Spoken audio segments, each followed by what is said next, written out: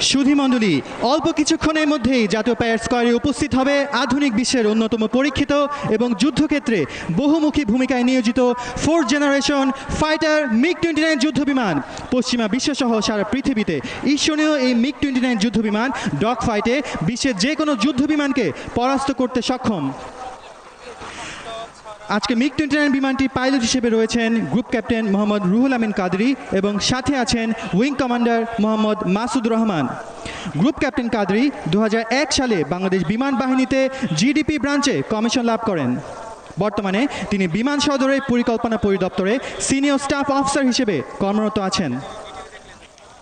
সুধীমণ্ডলী, আপনাদের দৃষ্টি আকর্ষণ করছি উত্তর আকাশে মহামান্য রাষ্ট্রপতিকে ফ্লাইং স্যালুট প্রদর্শনের জন্য এগিয়ে আসছে MiG-29 যুদ্ধবিমান। প্রথাগতভাবে একে নাইফ ম্যানোভারও বলা হয়। সুধীমণ্ডলী, এবারে দেখবেন flying salute to the chief guest.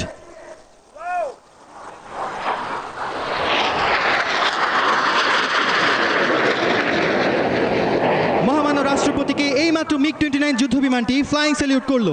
শক্তিশালী ইঞ্জিন ও সর্বোৎকৃষ্ট অ্যারোডাইনামিক ডিজাইনের এই বিমানটি অত্যন্ত স্বল্প গতিতে দ্রুততার সাথে দিক ও উচ্চতা পরিবর্তন করে শত্রুর বিরুদ্ধে নিজেকে আক্রমণাত্মক অবস্থানে নিয়ে যেতে পারে। MiG-29 বিমানটির এই কৌশল প্রদর্শনের জন্য এখন দিক পরিবর্তন করে প্যারেড গ্রাউন্ডের দক্ষিণ দিকে অবস্থান নিচ্ছে। কিছুক্ষণের মধ্যেই আপনারা দেখতে পাবেন ডান আকাশ থেকে স্বল্প গতিতে এগিয়ে আসা MiG-29 বিমানের স্লো স্পিড হ্যান্ডলিং ম্যানুভার। স্বল্প গতিতে আকাশে ভেসে থাকার সক্ষমতা এই বিমানটিকে দিয়েছে যুদ্ধক্ষেত্রে এক অনন্য সুবিধা এবং কার্যকরী যুদ্ধ কৌশল প্রদর্শনের সুযোগ। সুধীমণ্ডলী, আপনাদের দৃষ্টি আকর্ষণ করছি ডান দিকে প্যারেড গ্রাউন্ডের দক্ষিণ আকাশে MiG-29টি প্রদর্শন করবে স্লো স্পিড হ্যান্ডলিং ম্যানুভার।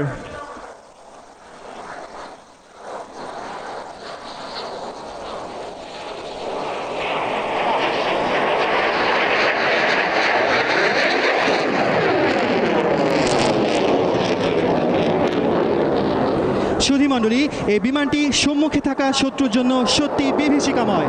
এর অন্যতম প্রমাণ হলো এর সর্বোচ্চ টার্ন পারফরমেন্স। শত্রুকে অব্যর্থভাবে ধাওয়া করার জন্য স্বল্প পরিধিতে উচ্চ টার্ন রেটে এই বিমান দিক পরিবর্তন করতে সক্ষম, যা এখন এটির আফটার বার্নার টার্নের মাধ্যমে আপনারা দেখতে পাচ্ছেন। সুধীমণ্ডলী, আপনারা দেখতে পাচ্ছেন আফটার বার্নার টার্ন প্রদর্শনের পর MiG-29 বিমানটি অবস্থান নিচ্ছে প্যারেড গ্রাউন্ডের দক্ষিণ প্রান্তে ইনভার্টেড ফ্লাইং প্রদর্শনের জন্য।